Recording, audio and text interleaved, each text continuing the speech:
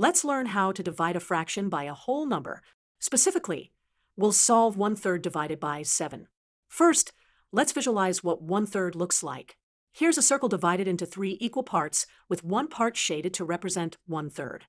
Now, when we divide 1/3 by 7, we're essentially asking, if we split 1/3 into 7 equal parts, what fraction of the whole circle would each part be? Here's the key rule. When dividing by a whole number, we can multiply by its reciprocal. The reciprocal of 7 is 1/7. So 1/3 divided by 7 equals 1/3 times 1/7. To multiply fractions, we multiply the numerators together and multiply the denominators together. This gives us 1 divided by 21, or 1/21.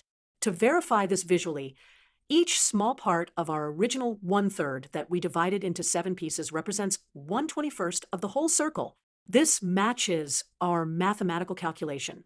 So remember, when dividing by a whole number, multiply by its reciprocal.